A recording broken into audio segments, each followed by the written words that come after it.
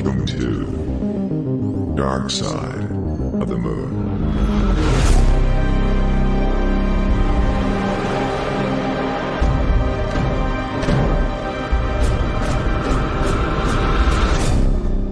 And we're back for another episode of Dark Side of the Moon. I'm your host, Vincent Green. He's your host, Noel John Toohey. Let's get to it.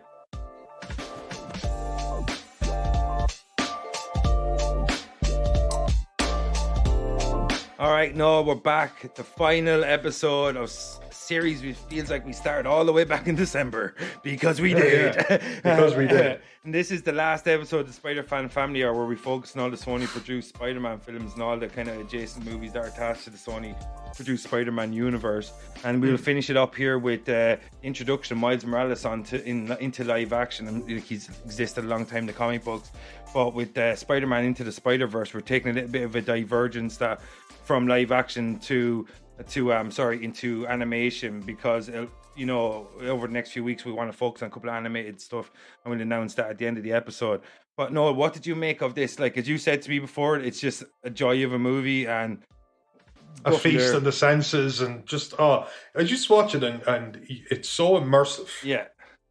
And you like everybody. It's that kind of thing where the kid isn't close with his dad, but neither of them are bad people. It's a teenager trying to figure out the world, and it's a dad trying to figure out how to be a cop and a father, all that kind of jazz. You just cared about everyone in this film. It's so early on. The chemistry was flawless, and I know I'm talking about animation, but I'm sorry, the chemistry just felt right. Yeah. The pacing, the goofiness, and then even when it got heavy at times, it didn't feel like the whiplash that some films go when they're so stupid and then try to have a somber moment and it doesn't work. Everything in this film worked. Like The Amazing Spider-Man 2. Like The Amazing Spider-Man 2, yeah. Like they kill a major antagonist. And she dies in slow motion, all that jazz, but just didn't have the sheer emotion that I felt watching animated. I felt more emotion watching an animated bad guy die in this film. The Prowler, yeah. Spoiler alert. Lots of the spoiler alerts. This was the best Spider-Man film. There, I said it. Yeah, no, I actually totally agree with you. Like, seriously, it's nearly I don't want to overuse the word flawless, but I think this is the perfect time to use the word flawless, because I don't know where you could go after it. Yeah, you know what I mean. Like, just to let anybody that's listening home, we're going to fanboy the fuck out over this movie for the next hour and a half, 2 hours. I loved it when I watched it first, but watching it again, I just forgot how joyous it was, how colourful, how action-packed. A kid trying to figure out a kid getting Spider-Man powers and getting dumped in the deep end in the most absolutely ludicrously insane way. Yeah. Like, you're Spider-Man 8 seconds, you meet Spider-Man, he gets murdered in front of you, and then you have to do the thing that Spider-Man failed to do. Yeah. Like, that's weight. Like, that's like good. The epitome of gulp. Exactly. Yeah. So it just, I just thought it was beautiful. And one part of me was going, why haven't they made a sequel to this? And I watched this, and then I kind of went, I get it. If I was brought in on a film like this for some hypothetical reason, I'd be like, my God, that's a high bar. Yeah, they're making a sequel to it. Oh, of course they are. Of course they are. It grossed 410 odd %. Yeah.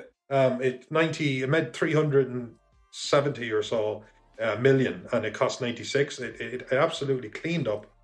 Of course, so it's written its own blank check for the second film, but the property itself, how do you top that? I don't even know where you'd begin. Yeah, and it's probably something to do with the reason behind Chris Miller and Phil Lord not coming back to direct the sequel. I think they're on in a writing or producing capacity, but I think someone else is going to direct it. So hopefully that doesn't, take away from the quality in terms of storytelling or the action or everything. Like, everything about this, the soundtrack.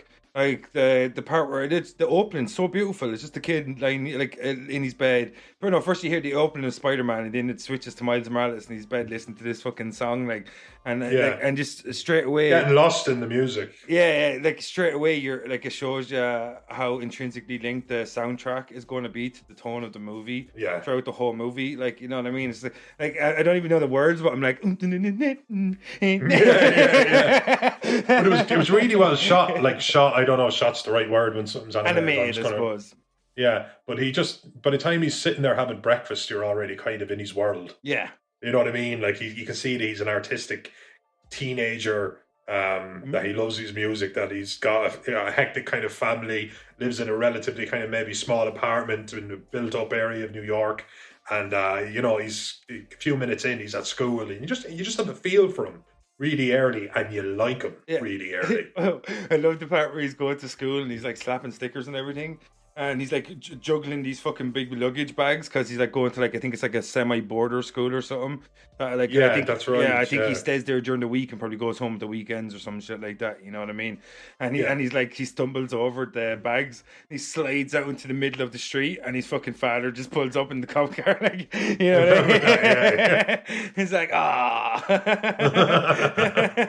I've been there. Like your parents show up at the worst times. Oh god, yeah.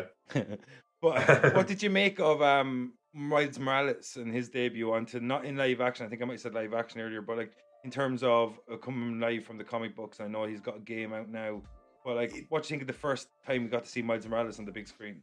Yeah, see, the thing is that what they did really, because one thing is you have to lift him up and put him on a mantle without disrespecting the mantle that you're trying to put him on. So he's trying to make a Spider-Man out of this wet behind the ears kid. Yeah. You know, a greenhorn who kind of just gets powers against Peter Parker, who was also at one point a greenhorn, but at this stage he's Spider-Man, you know? Yeah. He's 27 or so. He's had this powers for 12 years or so. He's like completely mainstream as well in terms of the public's eye. Like exactly. But Miles was just in awe of him. He never... It's that kind of humbleness that the character had, is that he wasn't trying to put himself on that pedestal. Yeah. And that's what made everything about him work. I think he was only trying to do his best. That was it. The exact same kind of ethos that Peter Parker started off being. And that's exactly. And they kill Spider-Man pretty early in it. Spoilers. That was like, yeah. And Kingpin crushes him while he was pinned down and helpless. It was quite dark. But I remember just watching it, going, that is very heavy, and it just doesn't. Well, I don't know what the next joke was. I know he goes back to his apartment and stays there that night, and I don't know when the next joke was, but I know it was earned. Whenever this film wanted to bring me, it brought me, and I never noticed it. It was just smooth sailing all of the way through.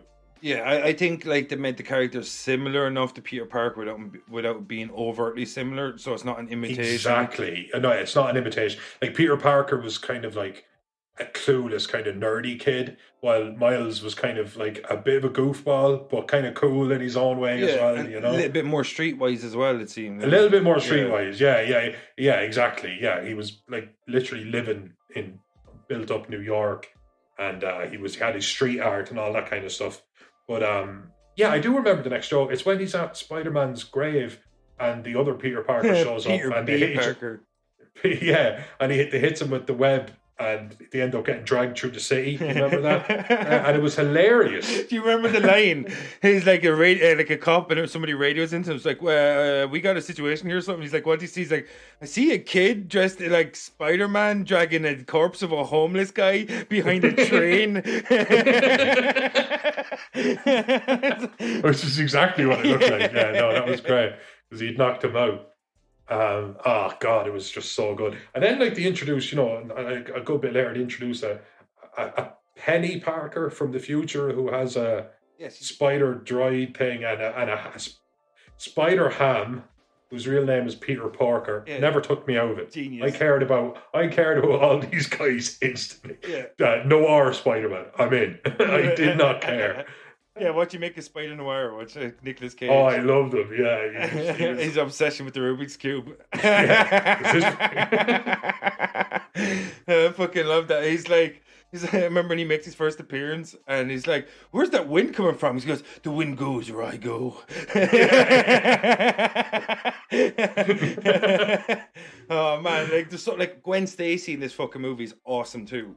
Like, yes. Spider-Gwen, finally. Something I actually called for. Remember when we talked about Amazing Spider-Man 2?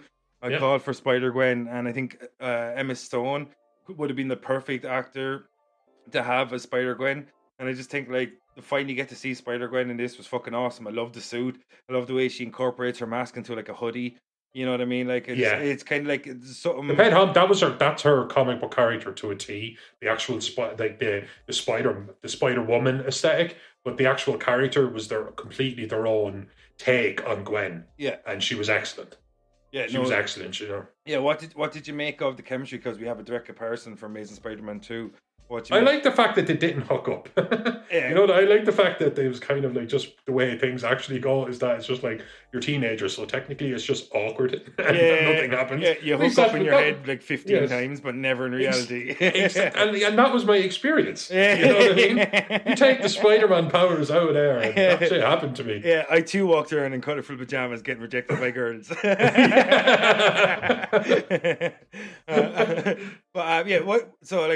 do you make of that? Because you touched on Penny Parker from Futuristic Tokyo or something, Spider Noir, Spider-Ham, Peter Parker. What did you make of like the different iterations of Spider-Man? We got to see in this movie. It was really cool seeing different types of Spider-Man, wasn't it? Or people. Sorry. You had a down on his luck Spider-Man, which was just a Peter Parker. Peter, a little bit older, little bit of a gut. Where the checks are bottomed. Yeah. He had like the divorced and kind of down on his luck Peter, and then you had Gwen, and then you had you loved them all. And like I mean, like the only thing, this isn't even a criticism. I would have liked more backstory on them all, but a film has to end at some point, and you can't fault a film for having to end. Yeah, I think they played with the whole origin thing though to a T. They were like, here we go again. And they tell like 4 of them in one go when they introduced Spider Noir, Penny Parker, Peter Parker, and who's the other one? Was there 4 or was there just those 3? Was it just those 3? Was it? Because Gwen and Spider-Man B were already introduced. Yeah, so I think is there 6 of them? Yeah, there's 6. It's a half dozen spider peoples. And non-sinister 6, if you will. Anansi, yeah, nicely done. There's even I like the one where they're.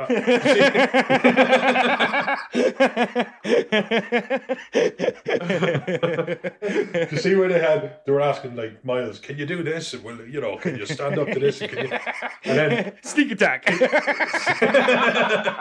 bet you can't do that again. Sneak attack. And then he's like. And Peter Parker is just like, and can you glide through the air majestically when you smell a pie? Do you remember when when they go back to his college dorm and they're all in the roof? Yeah, and the room that's amazing. And they're moving around, and he looks up and sees them. And Peter Parker's like, "Do animals talk in this world? Because I don't want to freak them out." Oh man, it's so fucking good though. Oh, just everything about it. Like a friend of ours watched it and then went home and watched it again the next day, and I thought, God, like 2 days in a row. I don't know if I do any film 2 days in a row, but it just makes sense to me now. Supremely rewatchable. It's supremely rewatchable. Like, in the same mold as as rewatchable as the earlier Pixar movie. That's how good. Yeah, that's the thing, because even Dr. Octavius, a female iteration of Dr. Octavius, I think Olivia Octavius. Your friends call you Doc Ock? No, my friends call me Liv. My enemies call me Doc Ock. Yeah. And she had that manic energy that bad guy from the original Incredibles had, or you know, like just a real like an evil cackle or whatever, you know, like just raw evil energy to her. And the Kingpin had. No, is that his name? Oh yeah, you know what? You're on to. Oh, you're close. I'll check it. Jason Neeplam, you keep talking there. Sorry, dude. Yeah, but she was just because they had Kingpin is obviously the main big bad, but he wasn't a good power set for like really, you know, jumping through the city. And the first time they fight, they're running through a forest, and Doc Ock is able to tear trees in half and all this kind of stuff. It was just Syndrome. Oh, that's so the one. Close. That'd be a good one to do, actually. Yeah. Oh, I love that first one. Yeah. Just the manic energy of her, I love. The Kingpin had this more stoic, like obviously he killed a character earlier on, so he was the one guy that was never really funny. Yeah, he was like the actual baddie. He was some no-neck motherfucker, wasn't he? He's massive, isn't he? Oh, but that's the thing. That the film was like, that's the way. In the comics, he's exaggerated. But in this, they were kind of like, sure, what? Like, what are our limitations here except our imagination? Yeah, exactly. And it kind of reminds you of the Kingpin from the 1990s Spider-Man animated cartoons as well. Yeah, you know it what did. I mean? Just like ridiculously big. Because remember in the fight he's in with Spider-Man, he's like 4% body fat. Yeah, you know what I mean? Like, then you realize he's actually just a fucking tank. You just think, like he's like Herculean strength. Yeah, like much stronger than Spider-Man. But he wasn't a good power set. So even just bringing in Dr. Octavius, and then they brought in the Prowler, they brought in Scorpion, and Green Goblin. The Green Goblin. They were able to have the Green Goblin, who they made kind of a Hulk. Yeah, what do you make of that? You know what? I just forgive this film everything. Obviously, the Green Goblin was more of a Jekyll Hyde Goblin. Yeah, as in they made him into a monster as opposed to just like enhance these physical attributes. Yeah, I've never seen that iteration of the Goblin like that before. Is that something that happens in the comics? Not that I've seen, but that's not to say ever, but because there's been a Hobgoblin and Green Goblin, and there's been different iterations of them, and even different universes and stuff. And there was even that other guy who has a pumpkin for a head. But never, no, I hadn't seen it personally. And do you think that's just a case of it being set in an alternate world? Yeah, just have fun with it. Exactly. They just said, well, I want to introduce the original Peter Parker fighting somebody strong. I want to show how well he can adapt to his environment, how agile he is, and the best way to do that is have him up against like a rhino or maybe a giant goblin. You know what I mean? Like, yeah. They just did. This film was definitely they just threw shit at the wall, and when they decided on it, they said, we'll make this into magic. Yeah. And they did. And the thing about it as well, when you have it set in an alternate universe, you do have carte blanche, you know what I mean? Like, you can just literally do 100%. You can do what the fuck you want. And the thing is, if you don't make it different enough, people are going to be just like, oh, what's the point? You know what I mean? What's the point? Yeah. Yeah. And like, do you like the way, like, wasn't a Scorpion? He was kind of like half man, half Scorpion or some shit. Yeah, that's it. Or he was kind of like, he just had... It's like biomechanical body. Maybe biomechanical body. He had 6 legs and all that jazz. Yeah, maybe he'd been like, he had his legs cut off or some shit. And Or he had his legs in there. I don't know. Like, they never explained. And they never had to. Yeah. Everything with this film comes at you so fast. It's the most like you would eat an entire bag of popcorn film in a cinema. You know what I mean? Like, you literally just would forget that you have the popcorn and you would just keep devouring it until you're just clawing at the bottom of salt. Like clockwork. If anyone's listening, you can hear the ambience of my hometown. But like, what did you make of, like, this is another time for Spider-Man to show his strength? We always talk about the drugs gallery. On the last episode of Spider-Fan, we might as well talk about some more. Like, you get to see a new iteration of Goblin. You finally get to see Scorpion, like an updated version of Scorpion. You got to see Kingpin, Octavius. Yeah, Olivia Octavius. What do you think of the different iterations of the characters we got to see? I know you touched upon Scorpion and Goblin. Yeah, I have fun with it. Like, I would make this film and say, you know what, like, this might be just a one-stop shop. This is an alternate universe. Like, let's keep it in the Spider-Man vein, but let's have fun with it. Like, and they just did, and they made it fun. So they had fun with the characters, and they made the characters fun. I don't fault them for any of it. And I've seen Scorpion, I've seen the cartoons, and I've read the comics. When he's in that green suit. Yeah, like, why not? Yeah, this green suit with the big tail. Isn't this like the clearest case of leaning into your medium instead of trying to like avoid the exactly? You know what I mean? You know, there's some people like, let's make this cartoon as realistic as possible. I think they were like, let's make this real world as cartoonish as possible. Exactly. Peter Parker says goodbye to Miles by handing him a giant wooden mallet, saying it fits in your pocket. You know? Remember he's like, that's all, folks. Can you say that? Like, I mean, legally. Yeah. Was that Patton Oswalt that did Peter Parker? No, I think it was Mulaney. John Mulaney, was it? Yeah, I'll check the cheat sheet here just to make sure. I think you're right. I think John. But did he not get credited, motherfucker? Peter Parker. No, he's not on the list of. Yeah, I think you're right though, John. Well, there he is. I see he's under Zoe Kravitz, who did the voice of Mary Jane. Is that the same Zoe Kravitz that's gonna go play Catwoman? Yeah. Oh, that's she's not doing too bad for herself. Well done, Zoe Kravitz. I call her Joey Kravitz.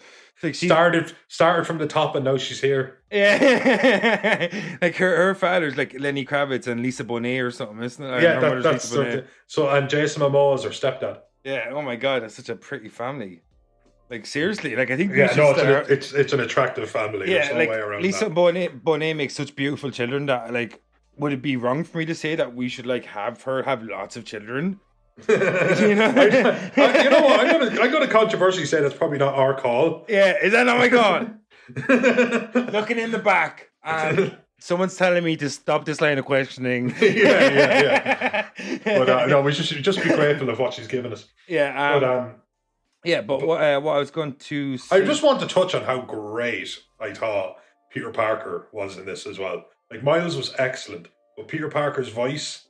Jake Johnson just did such a great job of it. He just brought so much comedy to the role. He had a little bit of, kind of likability to him as well. He had everything that you'd want from Spider-Man. The wit, the repartee, the wit, the serious kind of aspect when he needed to be. Man, the cast of this movie is ridiculous. Just looking at it, like Nicolas Cage, Haley Steinfeld, Mahershala Ali, Braintree Henry, Jake Johnson, man, the fucking hell stacked. That's the best thing about animation, though.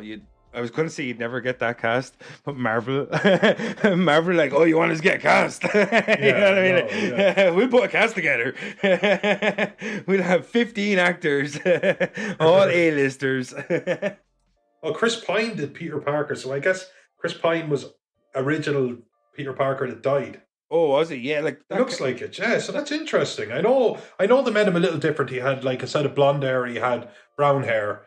And he was a little bit older and stuff, but that's interesting. Yeah, Catherine Hahn did Doc Ock, the same person that played Agatha Harkness in WandaVision. Lee Schreiber, Wilson Fisk. Fucking hell, this cast is stacked. But it's a great cast, and it just felt like a really, really, really made film. Really well made film. No, I said what I said. But like, to get back to your point, because I got distracted by I was looking at the cheat sheet and all these fucking names started popping off to me. But get back to your point about Peter B. Parker. What did you make of the scene where they break in to get the goober and in Dr. Octavia's Dr. Octavius is her facility. We find out that Liv Octavius is Octavius is her surname. It is Octavius. Of course it is. Yeah, because she's his daughter, isn't she? Yeah, or niece. I can't remember what she said when she introduced herself.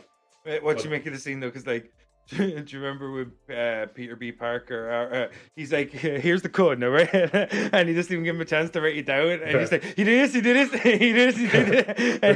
4, 6, 7, 8, 1, yeah.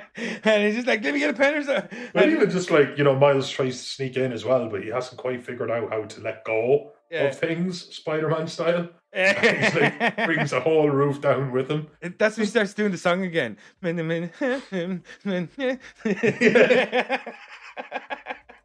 It was written by some funny people. Yeah, it was written by some funny people. I love though when he's like, he's going to turn on the charm and he's distracting your one, and then Miles is trying to type in the code and he can't remember like most of it. So he's like, I'm just going to take the whole thing, and he goes invisible. And he's like carrying out the computer. Like he brings the monitor for no reason. Good news is we don't need the monitor. Oh God, so fucking good. And then the chase sequence, like before we get to the chase sequence, I was just gonna say, do you remember they're leaving? He's like, plan B, and I'm gonna get myself a bagel. And they just like start walking out. Where they wanted to casually walk out, even though they're both Spider-Man. And they just kind of strolled. God, is there anything about this film I didn't like? Because I'm actually struggling here. Do you want to critique? But I just loved everything. The final showdown, everything. Constructive criticism, not unnecessary criticism. Yeah, well, that's exactly it, and that's where I come short. Yeah, like it's definitely like a 9 or 10 out of 10 movie. There's no doubt about it. I don't care what anyone says. Like the next sequence, like after that fucking hilarity, like you get the chase sequence, which I think is one of the best action sequences in a Spider-Man movie. Where Gwen's introduced, and it was just Spider-Gwen. It's where Miles learns to whip and drag himself along Spider-Man style, and it's got a Doc Ock absolutely tearing, like just as maneuverable, if not more in a way. Yeah, able to springboard from stuff because she has the awesome power of the tentacle. Tears a tree in half. She becomes upright half. She becomes deforestation in Manifest. Yeah, she does. Yeah, and it was great because I love when they do that. And that's a very Pixar DreamWorks kind of move. Is that the frumpy little harmless petite character is an absolute powerhouse. Yeah, man, the ability of her hands or the tentacles, sorry, like one of them, as you said, saw like where I think doesn't someone like fling something at her, like is it a tree or a log? Yeah, and she just grabs it and tears it in half. Yeah, and she saws through the tree upright, is it? We're like, yeah, what did you make of? Because like we finally get to compare because like Spider-Man, there's so many different villains. But what did you make of? I know it's animation, live action. What did you make of this iteration compared to Alfred Molina's in terms of the action setting? Because like the acting is completely different. You know, one's comedy, one's more drama. Oh, well, it's actually one is a lot more drama. I honestly, it's you can't really, if you accept that it's animation, then and put them on the same sort of level, then there's no comparison because they were able to do unimaginable stuff. Yeah, even in 2021, let alone 2004. Yeah, and 2004 was at least 40 years ago in terms of how quick things have moved since. Yeah, good point. You know what I mean? Like, what did like? I mean, I had Spider-Man 2 on the PlayStation 2, and I have the new Miles Morales game I got today. Oh, fancy! And I can tell you they're different. You know, everything moves very fast in that world. So this was just there was no limit to what they could do with her, and there's no comparison. But that's not a slight at Molina because he was brilliant. Yeah, you just mean pretty much like it's not only in terms of the clear advantage the medium itself has in terms of what exactly it can convey. It's got all the advantages in terms of exactly like, technology, everything. Yeah, it just does. And sometimes I'm watching an animation and I'm thinking, because I'm an anime guy and all that kind of stuff as well, and I'm thinking, God, I'd love to see a really good live action adaptation of this. Yeah, wait till the Wachowskis come around, they'll live adapt stuff and pretend it's their own. But when I was watching this, I honestly didn't want a live action of it. I wanted another animation. I just loved it. I just loved the medium. I loved the execution. I had never seen anything quite like it. Yeah, what you make of the animation style? That's the thing. The animation style was so fluid and three-dimensional. Yeah, like it was almost like they had a lot of fun with camera angles. Like sometimes we'd be walking, we'd be right down by Miles's feet as he's walking to school, and then we pan around the front and kind of go up, and then we might even go over him, so you could just see all of the kids that he's interacting and mingling with on his way in. And it was just like I could just imagine some director of photography thinking, God, I'm a genius, and some actual animator thinking, I hate this man. I hate everything about him. But it's definitely the clearest case of like leaving nothing for the sequel, if you know what I mean. Yeah. And you never ever should. Yes, I know that's kind of. Oh no, you're 100% right. And you should never stack a thing either. I don't. The sequel's never guaranteed. Like, yeah, because I don't want. Didn't need to ever see a Batman where they go right and do it Arkham Asylum style, where it's the Joker at the end, but he fights, Scarecrow, blah blah blah, and Penguin, everyone to get there. I like the fact that make your film as good as it can be, but don't say no, save that ever. And they didn't. They saved nothing. And if you want to make a better one, well, then you're going to have some creative writing. My guess would be that Miles ends up going to one of their universes. Oh, right. Do you think he'll go to Peter B. Parker's universe, or maybe go after Gwen? I'm thinking so, because the fact of the matter is, what they did, the whole concept, to bring them all back together in Miles's universe, I just think it would be cheap. Did you watch the cutscene after I found it? Yes, of course. Oh man, that fucking cutscene! It's like it's like Nuevo York, and then it's like who is that? Scarlet Spider? Scarlet Spider, yeah. Yeah, and kind of has the hoodie-ish kind of. What did you think of the way it ends with the meme? Refresh my memory. Pretty much. The cut sequence, I literally, like, if anybody hasn't seen this cut sequence yet, you're not alone. I only found it the last time I watched Spider-Verse. Yeah, you know what? Oh, there's always a cutscene, is what I'm learning. Yeah, like it's not just I'm so used Marvel. to the mid-credit cutscenes now that sometimes I don't wait for the end cutscenes, and that's my bad, right? But pretty much it's Scarlet Spider and his assistant. He puts on this, like, it's like the same the machine that Kingpin and Dr. Olivia Octavius was creating to travel through time warps and stuff. He has like a portable version of this, and he puts it on, and he was like, "You going to test it out?" He's like, I think he says something along the lines, "I'd be the first one to do it," and she was like, "Or the last." And he hits the button, and he goes, "No," she goes, "Where are you going to go?" And he goes, "Back to the beginning." and he hits the button. He goes to like Earth 67, and it's like the old 1960s style animation of Spider-Man. Do you know from that meme where it's like three Spider-Man pointing at each other?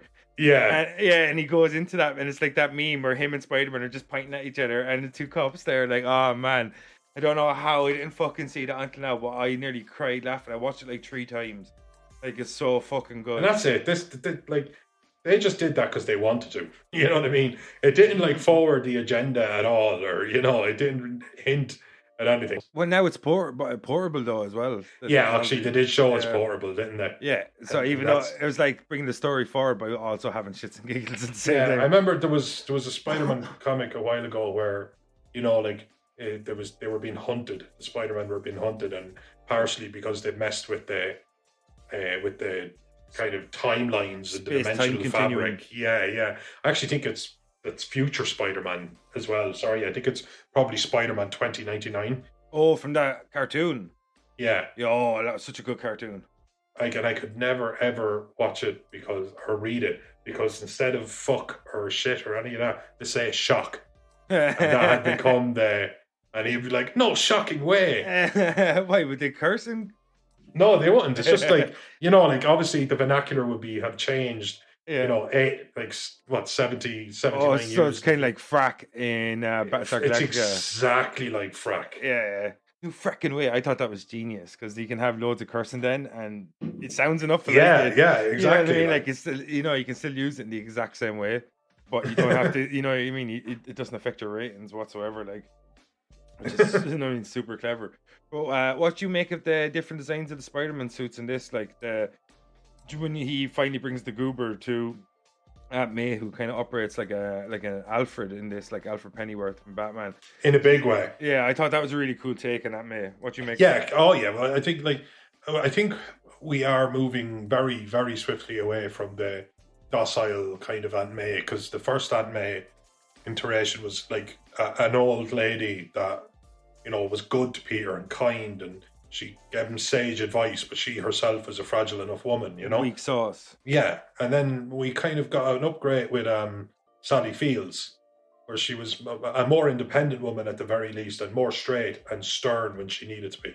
Excellently played, actually. They didn't do a terrible lot with her, but Sally Fields was excellent in the role. And now we have a kind of a young, just like early 40s kind of Tom Holland's Aunt May, and she's just Marissa Tomei, and she's just a woman who lives with her nephew because she's taking care of him. There's no like feebleness to her whatsoever. And she's a world-class actor. World-class. Yeah. Like, if anyone's ever seen My Cousin Vinny, fucking hell. Oh my God. Biological clock is ticking, Vinny. Fucking love that movie. If anybody hasn't seen My Cousin Vinny, just what are you doing? Yeah, just go watch it. Like, seriously. Just go watch My Cousin Vinny. Turn this show off right now. Please don't. 1 hour's time. Yeah, or just let us play in the background so we get downloads. We're all about the analytics here, people. Anyway, we've gotten off topic. Back to My Cousin Vinny. So the court scene. I love the way Joe Pesci fought again. So he's like, right, Ralph Macchio. Okay. Yeah. Oh, Jesus Christ. Actually, was a great film. So for the next hour, we're going to be focused on My Cousin Vinny. This is Vinny. Welcome. Welcome to the first episode. Now I think we have to do My Cousin Vinny. I think we've boxed ourselves in. Yeah, we'll figure it out. We'll figure it out. We'll slide it on in there. Dirty. Don't know what to do with that. But what else is there to explore about this? I mean, it has a start, middle, and an end, as every film does. Don't forget. We're on Aunt May. That's where it was. They gave her all of a sudden she was like the power behind the throne. Yeah. And you were just like, yes. Yeah. Absolutely. I got a shed like this. Instead of all this, like, picture of futon. I fucking love that. Like, it's like when you get lower down into it, and like, what do you make of the spider suit?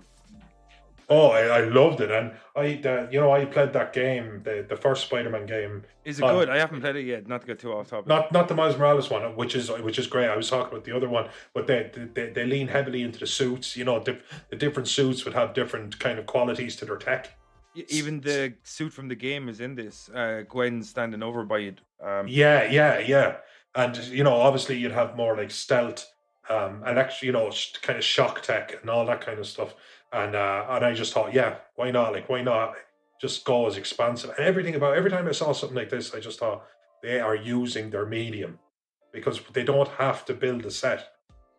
They don't have to do anything. They just have to animate it. It's very Batman-esque, that whole scene. Yeah, you didn't have to. Oh, hugely Batman-esque. Obviously, I mean, it literally. Like, if it's that big, it is a cave under your house. It's not a room. You know what I mean? Yeah. I think this iteration of Spider-Man, because he's so mainstream, is like a millionaire. Like, you know what I mean? Yeah, I think he kind of is, like, because he talks about all the merch, the TV shows, the cartoons, the comics. And obviously that gets funneled to Peter Parker somehow.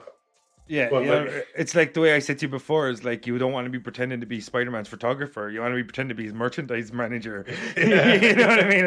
And that's how you get the fucking money from being Spider-Man, like, That's it. Like, I'd be Spider-Man, you jump out the window and you burst through the door, like, closing up your circle. Did I miss him? Anyway, I'm here to settle up the bill. So you have an order of 15 Spider-Man posters? Okay, I'm your guy. Peter Parker, I'm your guy. He's like a slick back fucking hair, like, greed is good.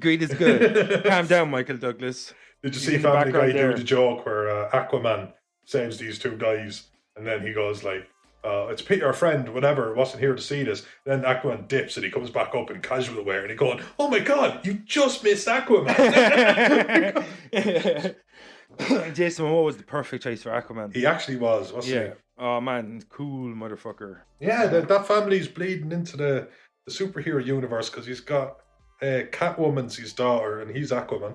Yeah, and fucking, I'd watch Lisa Bonet in any superhero movie. Like, she's got such a cool look. Like, she'd fucking slot into any superhero movie easily. Like, could you imagine if they maybe had like her as Catwoman's mother, even, like, you know what I mean? Like, maybe she was silly. Like, the way I would have done it. And they look enough alike that you might cool wink-a-dink. But I know, I thought it would be cool if they had her as Selena Kyle and Zoe Kravitz was her daughter.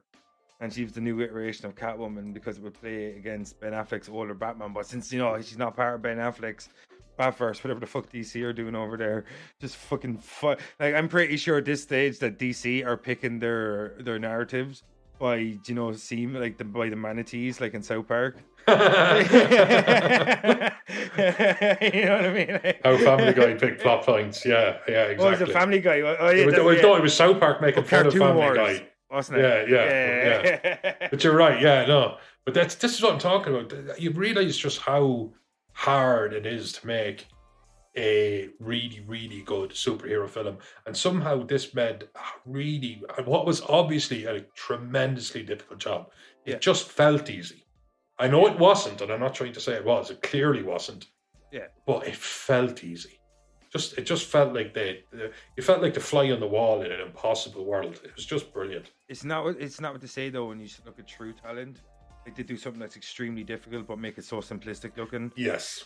You know what I mean? It's like when you look at it, it's like, oh, I can make a cartoon. Yeah. Of course you can, buddies. Shh. You know, like Phil Lord just like putting his finger to your lips. You know what I mean? Like, fuck. Like, but what did you make of like? Because we kind of covered most of it, and I want to talk about Miles Morales' transformation from Miles Morales into this I'm not sure what world was he on, Earth something. My camera, I can check that up in a sec, but like into his world's iteration of the new Spider-Man, his cool suit. He finally goes back to Aunt May and shit like that, and comes up. They did it the right way, where they didn't rush it, and he had that. Because it's like there's a great line, and it's this film's, I think, version of "with great power comes great responsibility," because that was such a well-established line. It's a leap of faith, Miles. At the end of the day, that's all it is. Yeah, that's Peter B. Parker. He's Ben Parker in a lot of ways. Exactly. And when he runs back, because he's been stalked by the Prowler, which is a totally pervy name to give a guy, by the way. It just doesn't work. I heard that Donald Glover plays the Prowler in. I think it was John told me this. Do you know the scene in Spider-Man: Homecoming where Donald Glover is trying to buy weapons? I do. Beneath the bridge, and I think he actually is on the phone and he says, "I'll be home later, Miles," or some shit. And that's a cool little thing because for a long time people wanted Donald Glover to play Miles Morales before he aged out of the role. He was, to be honest, he was already aged out of the role when he started being, touted for it. Yeah, touted for it. Because anything more than 22, 23, you've kind of aged out because that's, that they can. And it's not. He could play younger like he did in Community because he played like a 17 or 18-year-old. He did, yeah. I don't know. He could, yeah. Yeah, such a good actor too. Like, if anyone hasn't seen Atlanta, check that shit out. Don't worry. I don't think Donald Glover's needs us to fucking. Yeah, but come on, we gotta show some love for Baby Gambino. Oh, man. absolutely. Yeah. You know childish Gambino. Childish Gambino. Shit. Fuck. You don't know your rap, son. Try to do something good in this world. Yeah, I know. Punish for.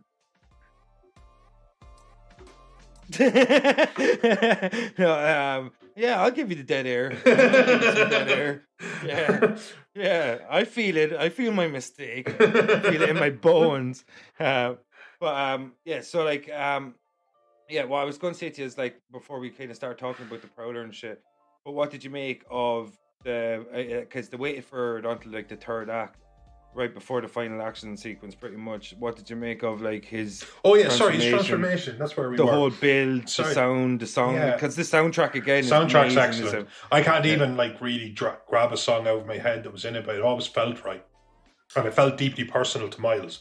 It was like Miles' soundtrack as opposed to the films, Yeah, like that. It's like as if he's listening to it in his fucking MP3 player or something, and he's like in his ears. You could totally imagine that, like if he's swinging around listening to his music. Yeah, exactly. But he has them like he loses his.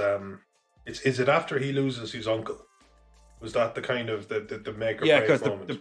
The Prowler gets shot when they follow him back to Aunt May's house. Yeah, and he realizes he's about to kill his own nephew. He just backs down, and Fisk, aka Kingpin, puts one on his back.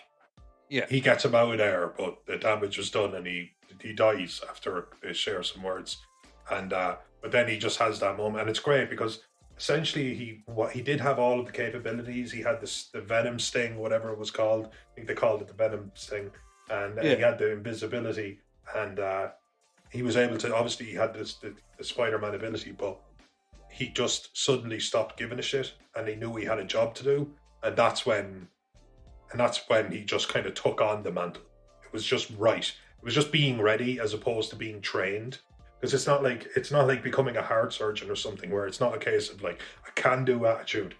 It's that you have to be ready and to put enough weight into what went on around him. He failed at least 3 or 4 times. It's nearly like a will-do attitude, isn't it? Yeah, actually, a will-do attitude is a good way of putting it. But he failed on every front. He was so far behind the other Spider-Men and women, Spider people.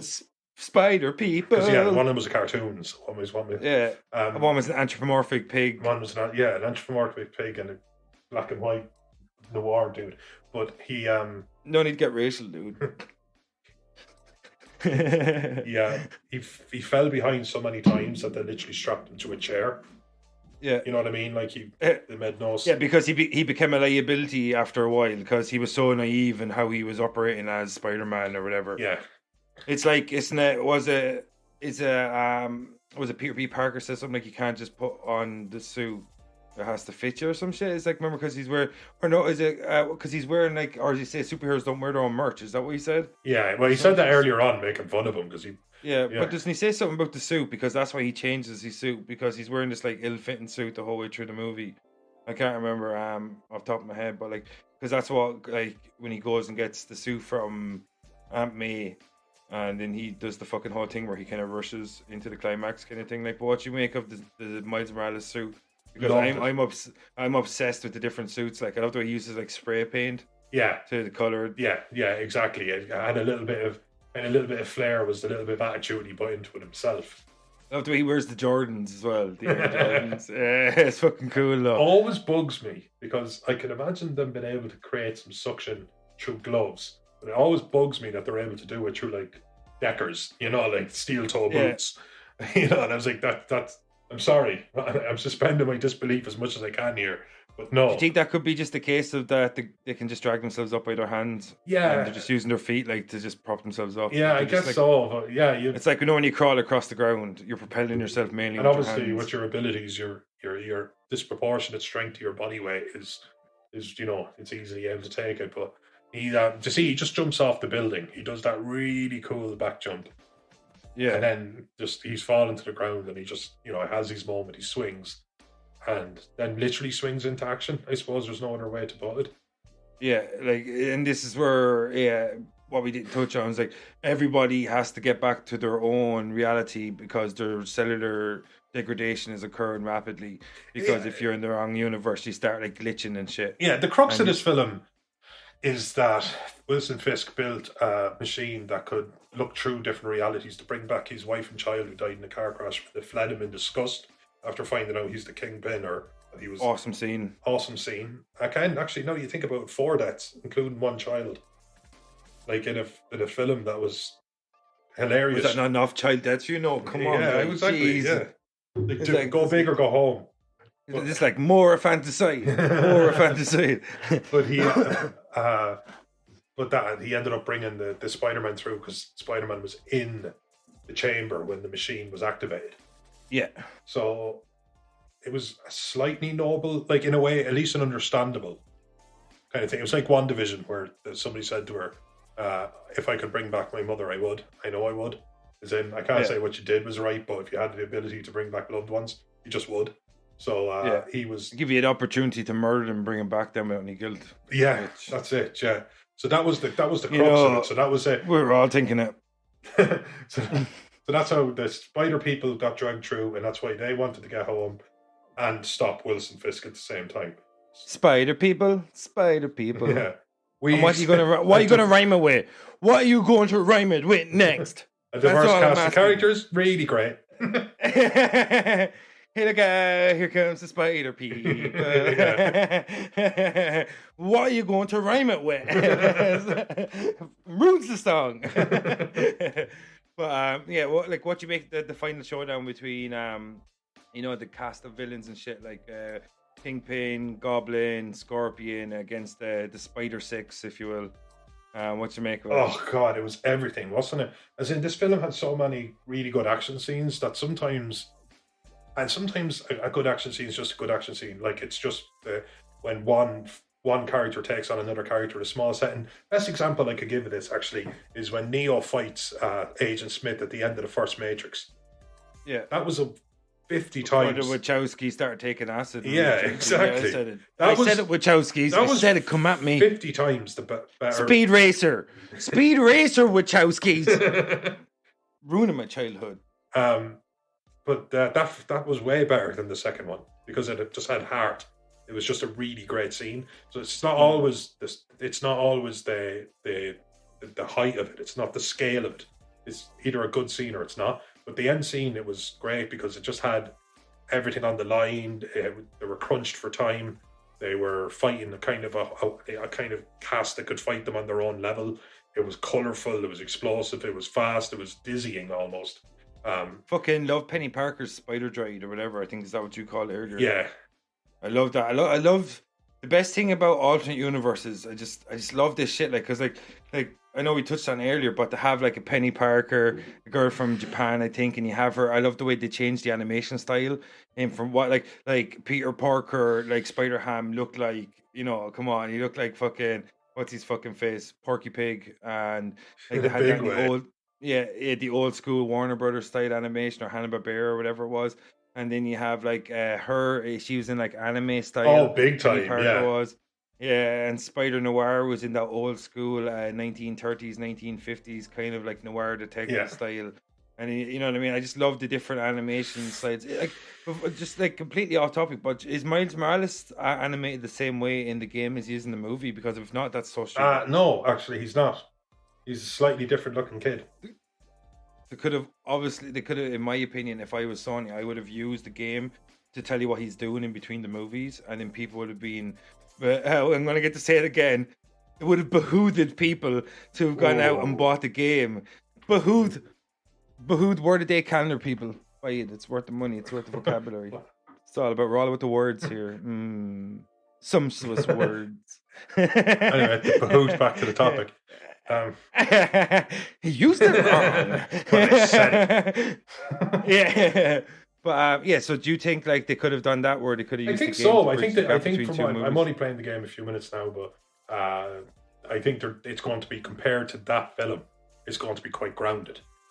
You know, like So it's going to be locked in the world that the first Spider-Man game created. They're going to it's going to still be like fantastical in a huge way, but it's going to be a lot more grounded. So I guess that's really all there is to say about that. Still, Jesus, it's still a lot of fun. Like, but no, I think unfortunately, that that's a standalone film. It's not really like anything else. It's not stylistically or visually or scope. I haven't really seen anything that I can compare it to. It hints at things like Pixar and superhero movies, but it doesn't really. It hints at it. It's not exactly. It's cool that we're getting to see this now. Spider-Verse in the multiverse. The whole multiverse thing, like Rick and Morty are the ones who are taking the biggest advantage of it. But it's just Crisis on Infinite Earth, stuff like that. I'm just talking about in the sphere of superhero movies. You know what I mean? Like Rick and Morty, in its sense, is a kind of like a superhero type thing. Oh, 100%. You could actually say that. You know what I mean? Like, you know, it's. But like, I just mean like in the superhero sphere, it's cool that we're seeing this like expansion of not just a universe, but universes. Like that we're getting to see these multiverses, that we're getting to see the Spider-Verse, that we're getting to see Crisis on Infinite Earth. You know what I mean? Like that we're getting to see these crossover events that happen in the Arrowverse on CW, that we're getting to see Marvel branch out in probably with magic and multiverses and sorcery. Yeah, no, there's no end to it, it seems now. Yeah. You know what I mean? Yeah, Michael Keaton's coming back as Batman. You know what I mean? Like, so like, yeah, we're having, I forgot about Flashpoint Paradox. You know what I mean? Like, so there's pretty much either we're going to see, I think I think DC did it. It was a New 52 where they restructured everything under one timeline, and then they're going to use that timeline going forward. I say that could happen with DC. I think it could be they might build to some sort of great event where everyone's involved, and then they're going to start killing off people until Robert Pattinson's Batman. You know what I mean? You know, because they said that's set on Earth too. Like, so I loved. I think like it finally broke me. I'm so sick of like going online and seeing. I had like Tom Welling would love to play Superman opposite, you know, Robert Pattinson's Batman, and I was just like, why do you keep putting up articles like person would love to be paid millions of dollars to be in huge franchise. He's like, oh my god, scoop century. Person would love their career to be revived on a massive scale with massive financial windfall. It's like, hey, no, stop the presses. Exactly. I got a scoop. Like, I got a scoop. Tom Welling wants millions of dollars. Like, I don't care what Paltrow says with the word vagina in it, and there's just certain things that stop it. Just stop it. Yeah. Gwyneth Paltrow. She was actually pretty cool as Pepper Potts. Pepper Potts. She was, yeah, no, she was great. She was great in that role. No, she fucking was. She grew into it. That's what Marvel have. They're so lucky that their actors tend to grow into the roles. You know what I mean? And if they don't, they just get rid of you eventually. But like, looking at you, War Machine. Fucking Dan Cheadle. Come on, guy. You're no Terrence Howard, but we love you anyway.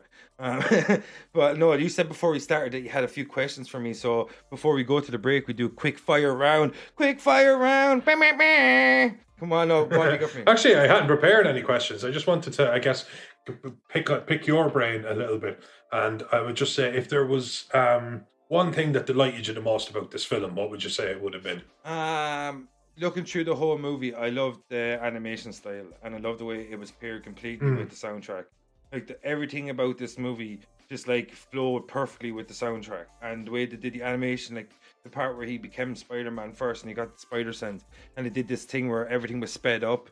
Like, you know what I mean? He was like running into people, running into class, and he didn't understand. He was every follow, and that's where he met Gwen, and he gets stuck to her hair. But I just love the way they did it. Like, I don't know the song. Like, I'm definitely going to download the soundtrack. Or it's actually a soundtrack. Download it legally, people. Legally. Yeah. From iTunes. Yeah, this guy does not sail the high seas. Wink, wink. Nudge, nudge. Yar. Yar, be having a laugh with ya. But, yeah, no, I love the way the whole movie flowed. Its pacing. like Spider-Man movies, like or Spider People, Spider People, but seem even the bad ones seem to have a good flow apart from Spider-Man 3. And Venom, the new Venom seemed to have kind of adopted a similar approach. It's just sometimes it lacks on story, but at the pacing you don't feel it. But this didn't lack on story, so it was really like it had a shit ton of story, but you didn't feel it overwhelmed at any given time because the way they piecemealed it to you, like bit by bit, by constantly moving on the story, never dropping the pace, constantly introducing new characters, new villains, new motives, new narrative choices, and it made the fucking first half of the movie, you're like, whoa, half an hour, 40 minutes gone? Oh my god, alright, cool. And he's like already got introduced to all these two different Spider People. We see the villains are, we see how this alternate world is different from the Spider-Man we know. And I just fucking loved every single choice, and I just loved the way the flow of the movie was completely paired with the soundtrack for the entirety of the movie, but especially for the first half where Miles was becoming Spider-Man. It's just fucking awesome. That's okay, I think I'm done. I think that was just a big answer. So I do. You know what? It's even think you try to like. Usually, what we do is we try to pair something positive against something negative. We try not to shit on the film unnecessarily. Yeah. Of course, keep that for the second half. Keep that for a second. But there's also just obviously there is a lot. There's been a lot of missteps. Yeah. Or certain things that happen age, but that's not necessarily a criticism. For grace,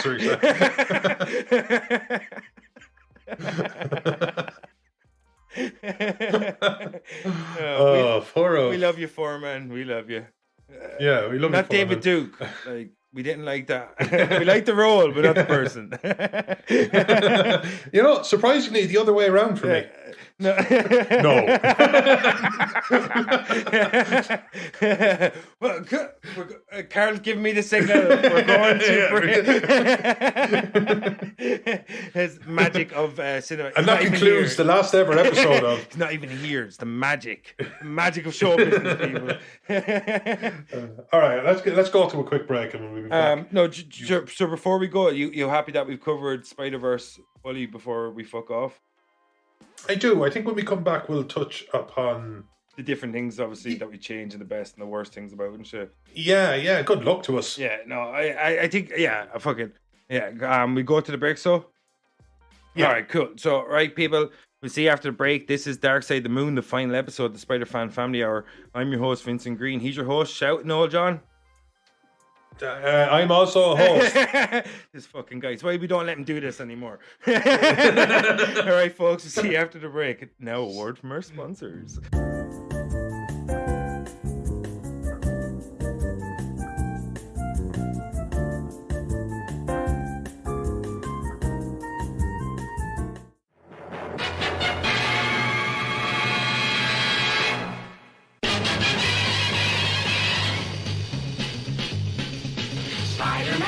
Spider-Man does whatever a spider can. Spins a web any size, catches thieves just like flies. Look out, here comes the Spider-Man. Is he strong? Listen, bud, he's got radioactive blood. Can he swing from a thread? Take a look overhead. Hey there goes the Spider-Man.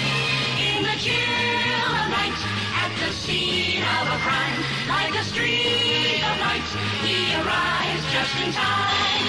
Spider-Man, Spider-Man, friendly neighborhood Spider-Man. Wealth and fame, he's ignored. Action is his reward to him. Life is a great big bang. Wherever there's a hang, you'll find a Spider-Man.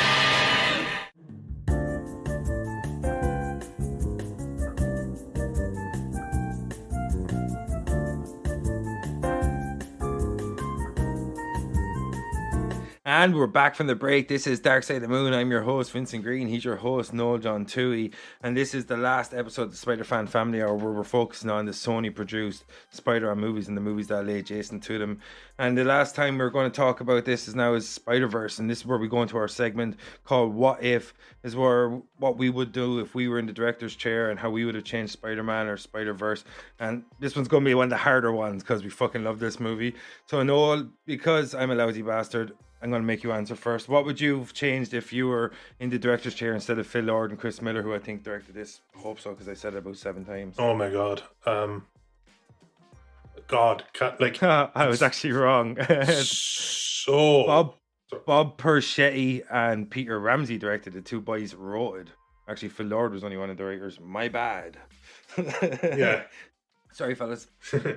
But honestly, I don't know what I'd want to change. Maybe like I said, I was so enamored with, like, let's say Spider Noir or something like that, because he was Nicolas Cage. Yeah. Finally, Nicolas Cage gets to play a superhero. Well, not finally, but because he played Ghost Rider twice for some reason. But what did you make of him finally getting to step inside of one of the big 3? That's what I would have liked more of him, because I just thought he was great. You know what I mean? Like, I just did, because he was such a funny, perfect for the part. They could have used him maybe a little bit more. But that's what, like I said earlier, the film only has a certain amount of minutes. You use him too much, though. Does he lose that cool novelty? That's the thing. And I think that's true. I still think there could have been a little bit more. I do think the sweet spot could have been another few minutes. But like, again, this is me literally just sieving through mud looking for gold. Do you think it's a case of we're going to introduce a lot of characters, see what the reaction is, and then whoever's most favoured, that will give them more screen time in a sequel? Possibly so, actually, yeah, because obviously you can't really get the proper feedback until it's just out with the masses. Like, look at Guardians of the Galaxy, Rocket and Groot. Their roles continuously expand as the movies go along, and their appearances in the Avengers movies, Infinity War and Endgame, like, they always play, like, especially Rocket, because he's so popular that his roles are always very important as the movies went along. And I'm not saying he was an ancillary character in the Guardians, right? And he becomes such a pivotal character in the Guardians, you know what I mean, in the actual group itself, in the movies that they made, because of popularity. Do you think it'll be a case of course, because they've touched entirely new ground. Entirely new ground. I wouldn't be shocked if in 5 years we see a Spider Pig film, just Spider-Ham. I just wouldn't be shocked. Or 10-minute shorts on Netflix or some shit. Exactly. Yeah, people will watch them.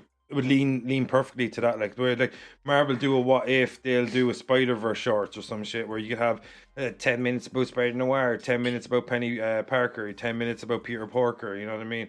10 minutes about Gwen Stacy, 10 minutes about Peter B. Parker. And you could do these little shorts where you just keep their worlds ticking along without having to expend yourself too much narratively, like, you know what I mean? Or give away too much, like, in terms of... It's pretty much you could have them all in a battle in each of their episodes. And that's a way of introducing their villains for their single movies or for the next Spider-Verse. Oh, God. Just the pun guy in me just wants it to be Spider-Ham, because then who would the villains be? I don't... Venom would probably be Salmonella. Do you think they'd go that route? No, but everything, you know what I mean? Like, everything would have to be flipped on its head. I'd be interested. So, but again, it's like I'm really, really searching for a criticism here. I just really like the characters, and it was very much so the story of Miles Morales. So, and there's only so many minutes that the film can be, so I understand it. Yeah. And Miles Morales was an incredibly engaging character, and I liked him a lot. I just, I like the zany characters, and they could have dived into them, and that would have been a bit of fun. But that's just the closest I can come to a criticism. I enjoyed it immensely. Yeah, I think it was a case of Miles Morales was the real strong foothold that the movie was centered around, and they were the comic relief. That's it, because he had to be grounded for it to have any sort of grounding at all. Yeah, the meatier parts, if you want to call them sidekicks, went to Gwen Stacy and Peter B. Parker. Yeah. They were the ones that developed and evolved his character throughout the movie, the two of them. Yeah, and they had a weight to them as well, but it was still the story of Miles. Yeah, exactly, and it needed to be, as you said. And I just think it's I don't know, my favourite thing about this film, and just, I suppose if you just had to zero in one thing, I'd probably give your sentiment. I just loved the look, the style of making these appear like comic book kind of words, kind of, a little popping up all over the screen. Just everything. It was so immersive. Yeah, advantage of the medium. It was advantage so of the immersive. medium, Yes. It really had the look of comic book come to life. 100% did, yeah. You know what I mean? So when you look at, like, if you were in the director's chair, the only thing you would have changed is that you would have given the Spider exactly. people Had them more interact. screen time. maybe with Miles more even, so that obviously you couldn't have dived too much into them. But if you shaved a minute off Peter Parker or Gwen, and even just a minute or two, and just given that to other characters, you could have maybe fleshed them out a bit, and maybe, you know, like brought their stock up a little bit. But like, or maybe not. I could never make a film this good if I could give it all the resources in the world. I think it was a case of kind of like what you were saying, is like focus on the grounded characters. Yeah. And then you won't really notice the really kind of cartoonish elements too, like the girl that's in anime style, and you have, you know, the guy that's like a detective fucking comic from the 30s, and you have the guy that's like a fucking Looney Tunes cartoon from back in the day, you know what I mean? Like, and you don't even notice it, because when it came to it, the real narrative beats, the real strong points of the film, the real things that they had to lean on, their shoulders, with the shoulders that they were put on, was Gwen Stacy, Peter B. Parker, and Miles Morales, and Miles' family, the father, and then the uncle, and stuff like that. And then that way you can have a film with dramatic undertones, but still be absolutely hilarious. Exactly, because, yeah. you know, it's kind of a case of the characters having to know their jobs, or even the creators having to know the characters' jobs themselves. You know what I mean? Yeah, that was it. The more external characters were there for the ridiculousness of it, and they juggled everyone really well. But I know, man, it was a masterclass, really, wasn't it? Yeah, it's because like this kind of they use the side characters to take it in turns to lighten the tone of the movie when it got a bit too dark or serious. Like when I look back at it, my only qualms really with this movie is because the Spider-Man's such a deep rogues gallery, even though it's a different iteration of the Green Goblin, I don't think we needed to see him again. It's my only real qualms. But looking back over, like, even though it looks totally different, he's cool, like Hulk-esque, as you said, or like I want to get this right, Dr. Jekyll and Mr. Hyde. Didn't say Heckle and Jide. Didn't say it. But you know, I just I like the new iteration of it. I thought it looked pretty cool. New power set. You kind of look Gargoyle-esque or something. Like, you know. That's it. Yeah, they leaned into the monster, an actual goblin kind of thing. Yeah. I think we could have done without seeing him again. I think the directors or the writers probably felt the same way. We don't see him a lot in the movie. The main villain of the film is really Scorpion, the Prowler before he gets killed, spoiler alert. And then Livia Octavius is kind of like, but like once again, like even like, I think she's different enough to not seem repetitive because of the different strengths of the medium, so the action sequences look differently or something, you know. Like, I don't think, even though she's Dr. Octavius as well, I don't think she's same-ish in the same sense that we've seen Green Goblin twice before. And like, even though the William Dafoe's portrayal of Green Goblin and Norman Osborn is absolutely amazing, and like he brings a lot of layers and complexities to the character, I just think we've seen it enough. Yeah, I would have they could have done the exact same thing with a Rhino. And we've barely seen Rhino. We got to see Paul Giamatti in like a fucking robotic Rhino suit for 5 minutes, if even. Rhino was always like, at best, he's going to be a henchman or a plot device. That's all he was needed for. Like Green Goblin was and that could have been Rhino in that. Only they made somebody kind of so literally huge. Like Rhino's not going to be 20 Can't feet be in this tall. universe. Yeah, you know what? Checkmate. You're absolutely right. He could be just an average sized dude, like Power Ranger style, in a giant animatronic like Paul Giamatti Rhino suit. Like, yeah, absolutely. You're up. You know what? You're right. Yeah, I take back my objection. Yeah, no, like, so yeah, but even you're doing the same. You're putting it under a microscope to find small flaws in it. How of course airtight a film must it be? Not even flaws. It's just like a dislike because of opinion. And that's it. It's not even a flaw because it works perfectly well. I just think we have, you know what I mean? Like, so it's not even a case I'm saying, oh, Goblin didn't suit that part, blah, blah, blah. He was shit. The action sequences weren't cool. His power sets didn't match up with Spider-Man or even Miles Morales' iteration of Spider-Man. It wasn't the case of that. It's just a case of, we've seen Green Goblin. Nobody's going to do him better than William Dafoe. It's just the way it is. It's like the reason Alfred Molina has come back as Doc Ock is because nobody's going to do it better than him. It's just like, like nobody's going to do like Electro better than Jamie Foxx, even though Jamie Foxx, like Sony were like, hey, let's put Jamie Foxx in the pattern, not use any of his potential or any of his talents or skills or gifts. It's kind of like what not to do with Jamie Foxx, and Marvel are going to teach you what to do with him. Yeah. But if that rumor is true, he's cast as Electro for the next Spider-Man is what I hear. Him and Alfred Molina come back as Doc Ock. I just think like we've seen Green Goblin enough to say Rhino could have done that part. You know what I mean? Like, or we could have just like, because I like the way they had Scorpion in this, even though it's completely different than what the Scorpion gladly it looked like when I was growing up. But I like the cool. I love the way he was like speaking Spanish the whole time, and like the way the subtitles came up on the screen. It was like its own style of animation. It's like nearly everybody had their own style of animation. Within this world, like all the pivotal characters, like the villains and the superheroes, they all had like their own style of animation. I like the way Scorpion was used, and I think they leaned heavily on Scorpion, Prowler, Doc Ock, the new iteration of Doc Ock, because I think they didn't want it to be too sameish. I just think if you take Green Goblin out there and you put Rhino in, I think it fits perfectly. Or maybe they're just keeping him for the sequel. I don't know, but I just think we've seen Green Goblin so often now. Or maybe they wanted us to see something that we already recognize and have it so different that we understand that this world is completely different. I can see that kind of thing as well. They're like, oh, you've seen Green Goblin before? Look at our Green Goblin. This world is so crazy and zany. Yeah. You know what I mean? Like, And is the person falling as they're making that point? This world is so crazy and zany. It's like, yeah, like the late Alan Rickman as Hans Gruber falling from Nakatomi Plaza. Yeah. Like, you know, Or that dude in RoboCop whose arms were huge. Did you see that? The end of the first RoboCop, he shoots the guy out the window. Dick, Dick, you're fired. And he fallen. And for some reason, his arms are 10 feet long. Yeah. It was insane. But man, what Paul Verhoeven does in movies, I'll forgive any discrepancy in arm length. Yeah, you know what I mean? what? That guy was a fucking beast at making some of the most crazy gore exploitative fucking action movies ever. Yeah, no, geez, no arguments from me. Total Recall, RoboCop, fucking hell, Starship Troopers. God, yeah, all great films.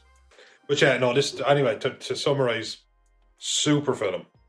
What and everyone in the family can watch it. It touches upon death and stuff, but it doesn't wallow in it as a plot device. It's there, but it's not what it's about. Yeah, and it's like, I think the best animations, even though they can be directed mostly towards kids and younger people, that they resonate to adults like me and you, like fully grown men.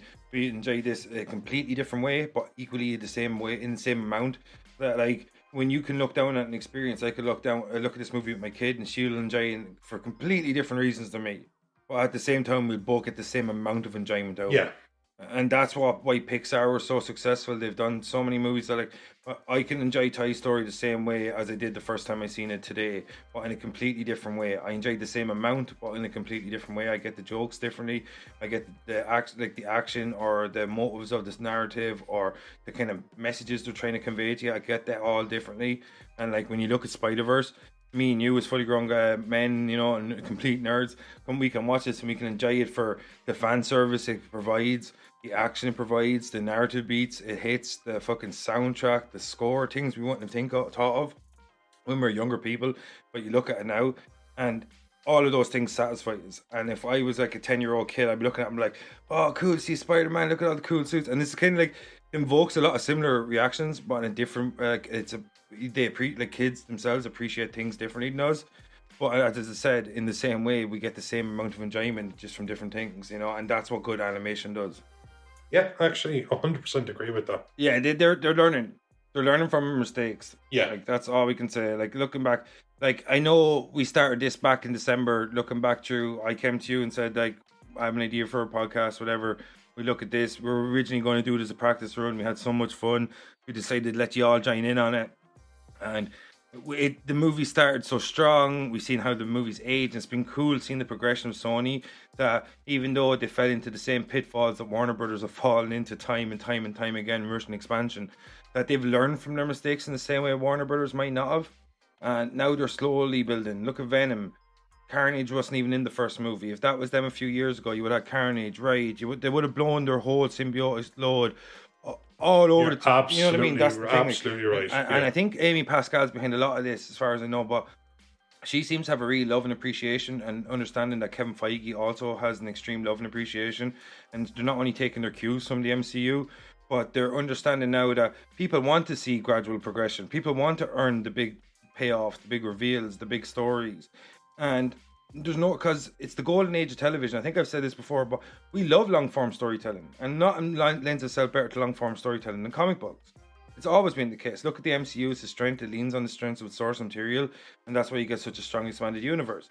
Now, Sony, we see over the course of many films, and they've made some mistakes. Spider-Man 3, Amazing Spider-Man 2, but now they're building, they're learning, they're growing progressively, they're adding new characters, they're not being afraid to be ambitious with their content, their narrative choices, and bringing people on that you might not think would make a good Spider movie, but they do.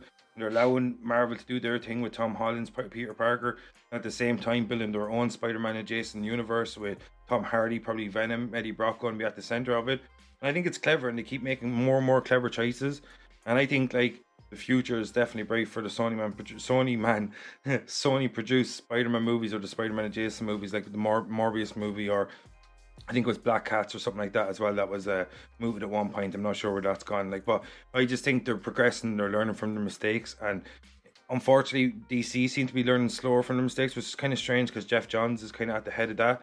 He had so much success with the CW and the Arrowverse that it's strange to see them keep making the mistakes. But I like to see Sony learning, and I think the fact that we got to see these movies so close together over the past few months, it's clear to see that they're learning. How do you feel about their progression through the movies and shit? Oh yeah, well I do. I think we're doing well with Spider-Man 3 being the big blemish where the studio tried to jam pack it, and it, instead of doing one or two things, have 7 things wrong.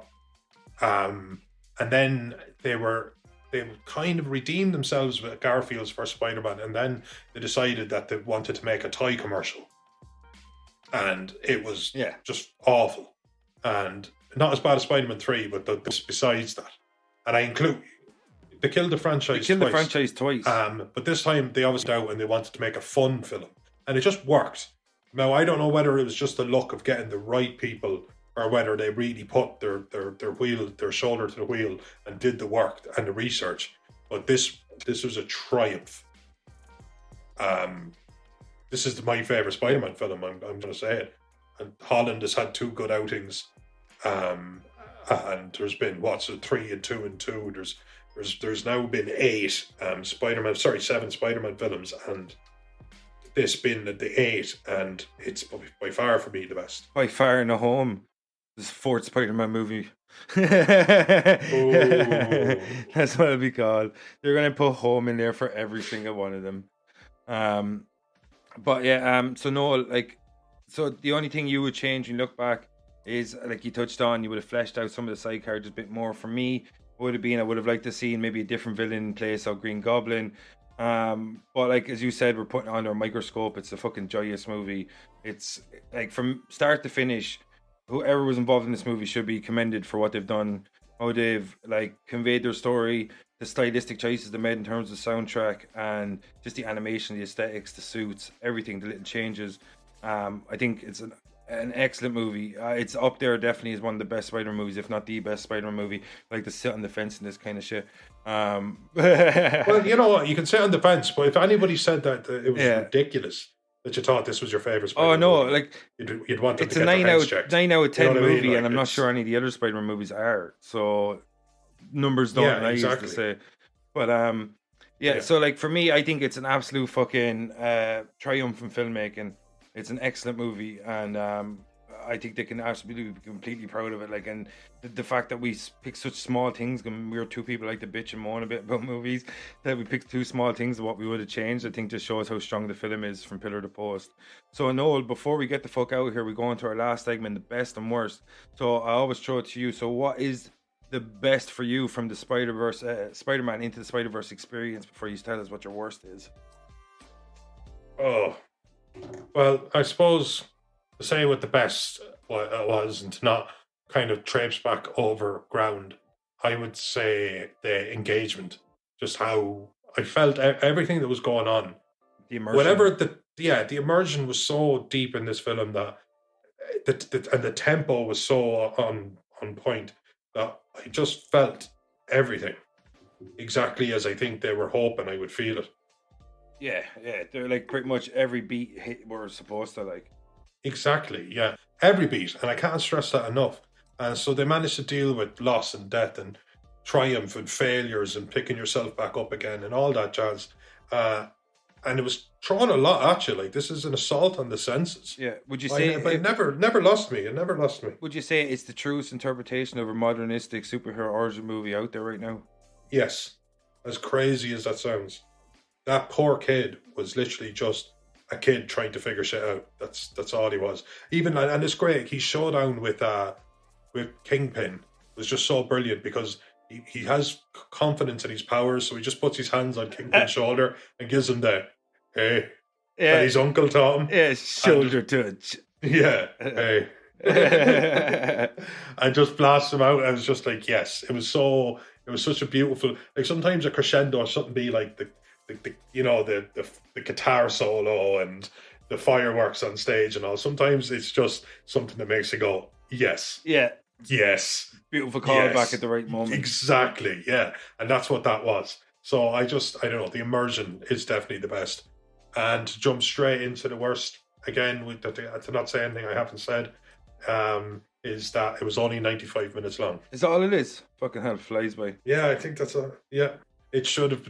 Oh my god, they should have gone big. I mean, they could have thrown another 20 minutes onto it, but you wouldn't have known it. I think you have to keep it slightly shorter if you can want to bring in all demographics sometimes in terms of animation. Yeah, and unfortunately, attention spans are a thing. But you know what? I guess. Sorry, what was that? Hey. Well, I think, you know what? I suppose, to be selfish, I'm talking about my film. Yeah. You know what I mean? I'm talking about the film I wanted. So I think it could have been maybe 15 minutes longer. 110, 120 minutes is not unheard of these days by any stretch of the imagination. Especially when you're getting like a 2.5 hour end game. Yeah, like a 2.5 hour end game. Or 3 hours, is it? A 3 hour Batman. Yeah. Lord of the Rings. 4 hour Justice League. 4 hour Justice League. Yeah. Lord of the Rings, a 3 hour a piece trilogy. This leans to what I mentioned a few minutes ago. We absolutely fucking just hunger for long form storytelling. We don't gone out like. It's just that people get the pacing wrong if the film is too long. I find, but when it's done right, it's perfect. Yeah, like, and I think like Justice League for a 4 hour movie has to be commended on its pacing. Like, it moves along so nicely. I think the chapter sequences were a bit unnecessary. It's like, we get it. It was supposed to be 6 parts. We get it. Like, just edit them out. You have it, splice it, bitches. Splice it. Come on. Jesus Christ, you gave me an extra 20 million to make this fucking thing or whatever it was. You know what I mean? Well, what is this, a book? Yeah. I don't want to read. By the way, buy my book. But like, my best of the Spider-Man Into the Spider-Verse experience, that's a mouthful. But I'll receive it willingly. But like, my best looking through it is... I'd have to say, like, the action sequences are fucking insane. Like, the one in the woods was unreal. The climax. Yeah, it was a great scene. Like, it's... I think if... The house fight, that fight in Aunt May's house. Brilliant. Yeah, exactly. I mean, then we get the dramatic payoff as well at the end of it with the Prowler, you know, finding out that Spider-Man is... Miles Morales is Spider-Man and vice versa. Miles Morales finding out that his uncle is the Prowler, like, you know. And, excuse me. Excuse me, sorry. So... Yeah, when I look through like the action sequences and the way they were put together and the pacing of the movie, like I touched on earlier, but I don't want to be repetitive like you were saying. The way the action was paired with the soundtrack, I know I kind of touched on the soundtrack earlier, was absolutely incredible, and the way they used the soundtrack to move the movie along. But like, I love the different iterations of Spider-Man, the Spider People, the Spider-Ham, and all that. I love Nicolas Cage was brilliant. John Mulaney was hilarious. Spider-Ham. I don't know. I'll check who played Penny Parker in a sec, but I love the spider suit, and it did actually remind me of a Spider-Man 2099 that you mentioned earlier, the futuristic Spider-Man 2099. Yeah, and like the likes of like Batman Beyond or something. I love like what would Spider-Man look like in 100 years, or what would Spider-Man look like in 200 years? Does the moniker remain? If it remains, what iteration has it taken on? Who's taken on the mantle? Who like, and what country is it in? Like, I think she's from Tokyo or something like that. Like, you know, and it's like. I just like the way in different worlds and different realities we get to see these different iterations of Spider-Man. I love the spider suit. The room is like, I know we touched on earlier, it's like Batman-esque or Iron Man-esque. We had the suit for every occasion because he's a genius. Eventually he would figure out that he needs to modify and evolve his hardware to fight these villains in their own way, or maybe to use the suits to counteract their strengths, to nullify them and stuff like that. And I love when Spider-Man or Peter Parker's genius is played up, and they really did that with in this one we had like the Spider Cave or the Spider Bunker or whatever you want to call it, Spider's Web, I guess. Hilarious.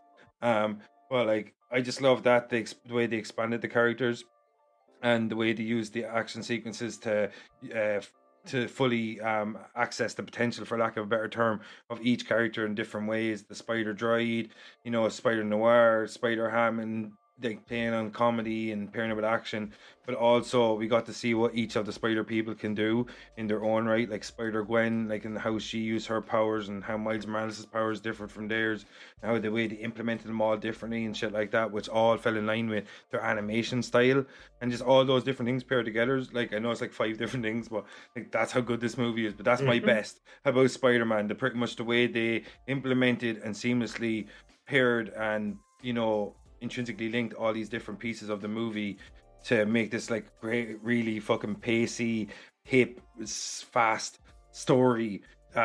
Even though it always moves at breakneck speed, you never feel left behind by it, and it hits all the dramatic beats and the comedy beats all the way along. So pretty much my best to put it is the whole thing. Yeah, pretty much.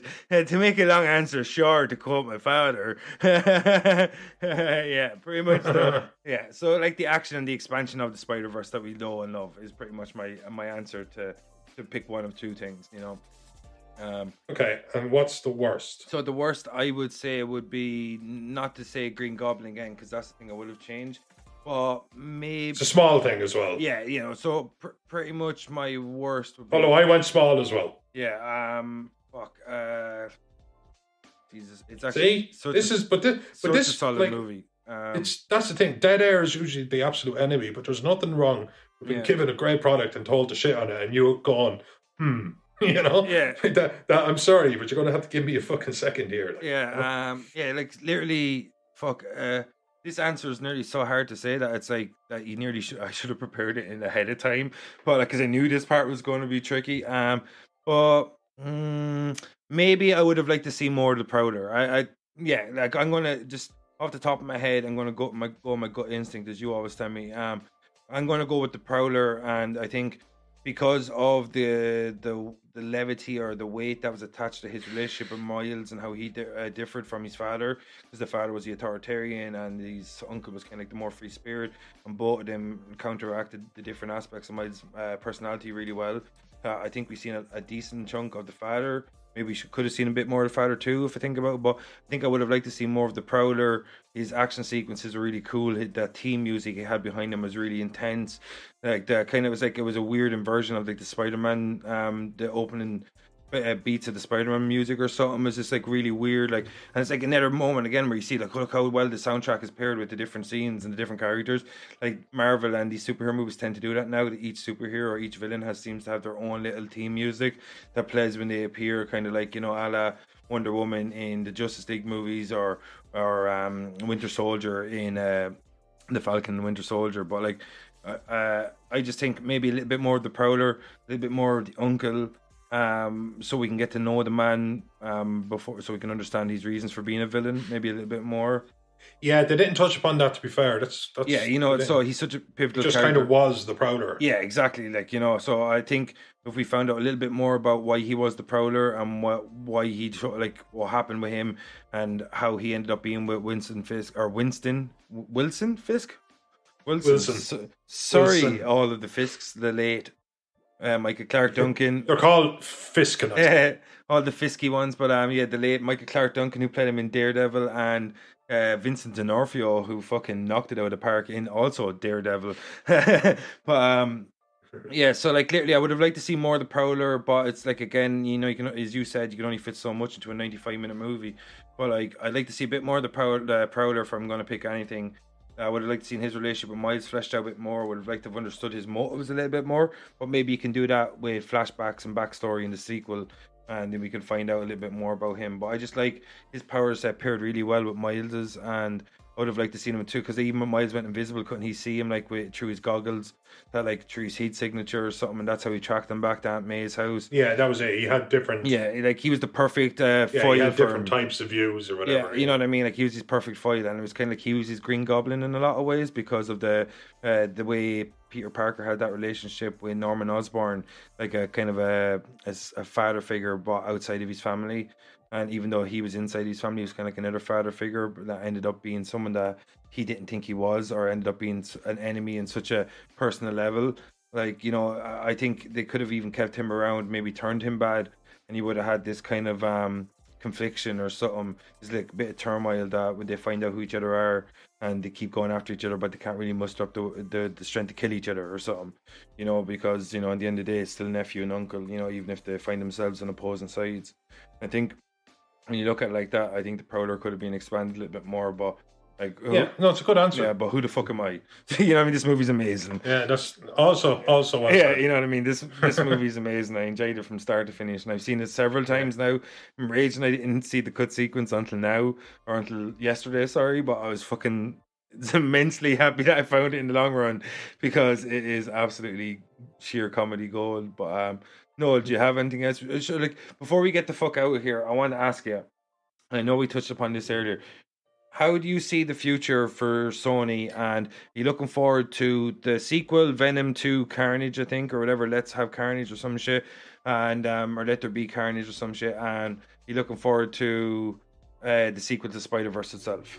Oh, Spider-Verse itself. I hope Sony kind of can work with Marvel a bit, because I think there's a lot of money and a lot of, you know, great entertainment to be made there. If they're all clever about it, I think there's a way everyone can be happy.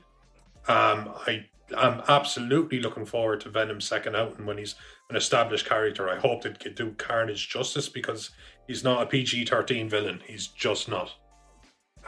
You know. So how do you think they're going to manage that? You know what? I'll tell you if I ever figure it out. I think it's going to be maybe a little bit like Riot, where like you see the scene where the Riot symbiote like just shoots all the spikes out and he kills a whole bunch of people in a fish market in China, perhaps somewhere. And a lot of people died in that scene, but it wasn't necessarily very graphic. Death without gore. Death without gore, basically. So I think it might be a lot of that. But Carnage is like, you know, the flay and slay kind of type. So, so I don't know. I reserve judgment, though. I do reserve judgment, and I do have some optimism for it. And as for Spider-Verse, I'll just hook it up to my veins. If they keep enough of the same people on board, that'll be my, whatever year that film's coming out, that will be my film of the year. And it would take an awful lot to top it. And how do you think they'll go with both movies? Do you, like, because we've looked through all these Spider movies and they've kind of handed over the crown jewel, and that's Peter Parker, his iteration of Spider-Man, and they've handed him over to the MCU. So I want to focus on Venom, his rogues gallery, if he has many, and you could have Miles Morales become the Spider-Man of the Venom universe, you know? Yeah, I think that is actually perfect. That is actually genius. Seriously, Sony, listen to this man, because that is actually genius. It's true though. Like, I mean, he is literally Spider-Man. Like, what you could literally do now is you could have a multiverse come in, wrap up all the wonder and questions of Tobey Maguire and Andrew Garfield, and also introduce a Miles Morales, and use him in the Venom-centric universe, and have their own Spider-Man movies run adjacent to the MCU, and they don't even have to have a similar style or feel because of the characters' divergent personalities or backgrounds. You know what I mean? Yeah. Like, it's perfect. Like, it's a really good idea. I'd like to see that, actually. Listen to this man, Sony. Listen to them. I figured it out. I cracked the code. Yeah, and stop remaking Last of Us, guys. What the fuck? Sony, like, what the fuck, dudes? It's like you remastered that game a few years ago. Leave it alone. Make new fucking shit. Jesus Christ. Vin, before we finish, tell the people what's next on the docket. All right, yeah. Before we get the fuck out here, I just want to give my thoughts on Spider-Verse 2 and Venom 2. That's cool. I'm really looking forward to seeing what Woody Harrelson does with Carnage. Even though we spoke about this last time, that maybe we would have liked to have seen maybe someone a little bit different in the part. But I wanted someone sleazy. It's not, you know, it's not a lots of love for Woody, but I just like the. Do you like Woody's? You know. Toilet humor, come on, people. But yeah, no, like an erection. Yeah, this guy gets it. Like erections, you get to erections is what we're getting. More toilet humor, come on. Yeah, no, I'm looking forward to seeing what Woody Harrelson does as Carnage. I don't know a lot about the extension of characters that are linked with Venom, the symbiotes. You've and most of what I know is what you've told me. I would have held back a little bit. Remember, we spoke about Riz Ahmed and how we probably would have held on to him maybe for another movie. Maybe held back on Raid, picked a more tertiary character. But I'm interested to see. Hopefully, Sony don't blow their load too quickly with Venom 2 because they have a tendency of messing up sequels. But like, and even maybe the same thing goes for Spider-Verse. I hope they don't mess it up. Hope they get out their own way. They let the same people control it, give them the same amount of control that they had over the first movies, so we can see a coherent follow-up from Sony for the first time for a long time. And so we can understand that they have a clear picture and a clear, message or memorandum or whatever going forward and how they want to expand their universes and what way to do and what way to incorporate the movies. But I think your idea of incorporating Miles Morales into the Venom-centric universe is fucking genius. You could have him deal with Michael Morbius. You can use all these other characters like that MCU aren't using, and then eventually you have your big payoff with your multiverse crossover. And you can, I think it's really clever, but like, if I used to say, looking forward, I think Sony are doing better for sure. They're progressing, and hopefully they're a bit more patient because patience is key when it comes to expanding universes. Yeah. But yeah, before we get the fuck out of here, Noel, we're finished up now with Spider-Fan Family Hour, and I hope you enjoyed the series as much as we did when we ran through the Sony-produced Spider-Man movies and all the movies that are... And drank as much. Yeah, I couldn't keep up to do this, man. Fucking hell.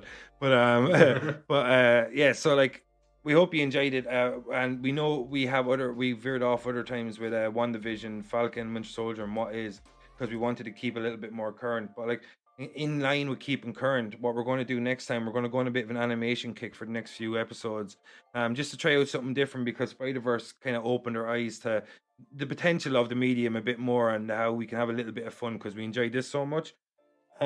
Possibly. And so before we get the fuck out of here, I want to let you know what's coming up, folks. So next time we're going to look at the Amazon Prime show created based on the Robert Kirkman graphic novel, and that's Invincible.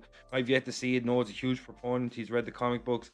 He's watched the TV series. Noel, you want to fill in the fans what to expect from that episode? Oh, well, yeah. Any sort of deep dive into the world of Kirkman is going to be a feast for the senses, because he is just such a terrific writer.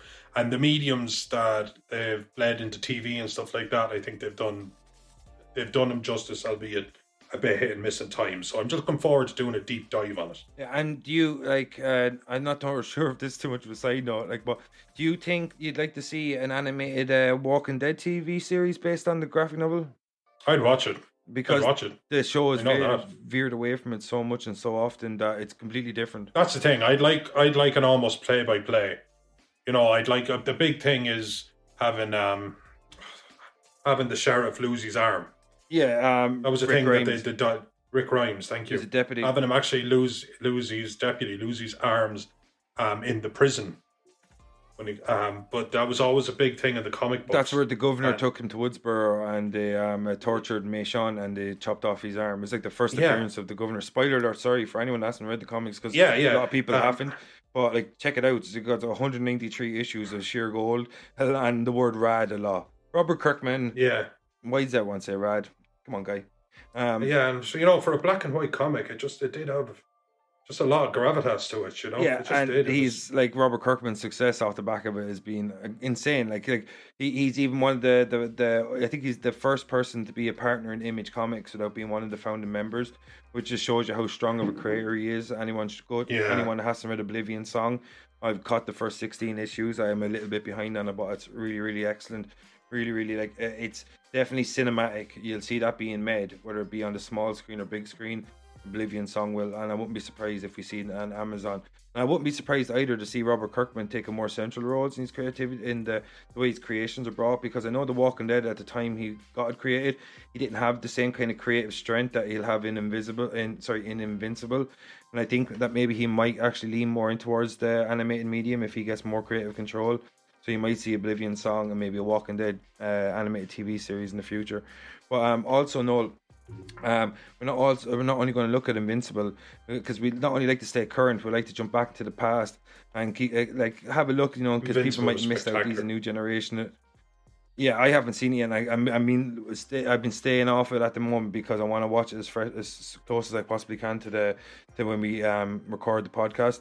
But and I want to be so I'm definitely going to do a deep dive in that. But we like to go back to the past as well. So Noel, after we do Invincible, we're going to look at Spawn, the HBO cartoon from the 1990s. So Noel, I've only seen this once, and it was a long time ago, and I'm not sure what to expect. But I threw it to you because I was like, why not? Because the Spawn movie is pretty cool, but it has its weaknesses. And I remember Todd McFarlane, I think, was the creator behind Spawn, and I got up to cheat sheet here, but Noel, are you looking forward to doing a deep dive on Spawn, and how much do you know about this? Oh yeah.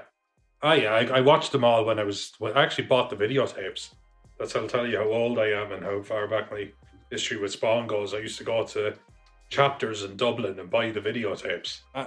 So yeah, this is going to be a deep dive into my own childhood. So yeah, no, this is going to be slipping into a warm bath. Yeah, and I just checked it on the cheat sheet there. Keith David, who played Childs in The Thing, one of my favorite, if not my favorite horror movie, he voices Spawn in this. I think it was Michael Jai White, was it, the guy from Black Dynamite? He's the one who played it in the film. So I'm not sure. I can't remember this movie because what I like to do is pick stuff that's current, and then I like to shoot. And me and you like to shoot ideas at each other, stuff that's kind of has that nostalgic buzz. Because we're kind of hoping that he at home have this kind of nostalgic buzz with us, and that hopefully that we can introduce people that maybe that are not from the generation of the 90s that are listening to this. That we can introduce you to some old shit that might be new to you. But no, before we get the fuck out of here, do you have anything else to say about Spider-Man Into the Spider-Verse experience and Sony and going forward, or are you happy enough? Well, you finish strong, carry on stronger. Make Miles Morales the Spider-Man if there's just going to be lots of fucking waving your dicks around with Peter Parker, and have some really good intellectual property on your hands. Yeah, I like that. So, before we get the fuck out of here, what I'd say is, Sony, I echo Noel's sentiments. Keep going strong. Don't be afraid to use Miles Morales as a live action character unless you want to hold him back on Tom Holland gives up the mantle of Spider-Man. But I wouldn't mind seeing Miles Morales in the Tom Hardy's universe and run it simultaneously with Peter Parker's one, because we're not going to get confused. We understand multiverses and timelines and other dimensions and time travel and all this shit that you keep throwing at us. We'll keep up. So hopefully you can keep throwing cool shit at us. So Noel, is that your final thoughts before we get the fuck out of here? Yeah, well done on finishing strong, Sony. Real strong. You have credit where it's due, because we've given them some flack. God knows we have. But wow, talk about just a home run at the 9th inning touchdown 3-pointer. Yes, also a sports metaphors. But yeah, before we get the fuck out of here, folks, we'll see you next time with Robert Kirkman's Invincible, and time after that with Todd McFarlane's Spawn. And for now, this is Dark Side of the Moon. I'm your host, Vincent Green. He's your host, Noel John Toohey. Noel, where a couple of zeros talk about your favourite heroes. Yeah, he nailed it. Yeah. Right, see you next time, motherfuckers. Noel, give us the last word and get out of here. I just did. Why couldn't that have been my last word? It was beautiful. Because you normally say peace out. Peace out, motherfuckers. Yeah, this guy, huh? Fucking hell. Spoon feeding him. Spoon feeding him. All right, thanks, folks. Take care.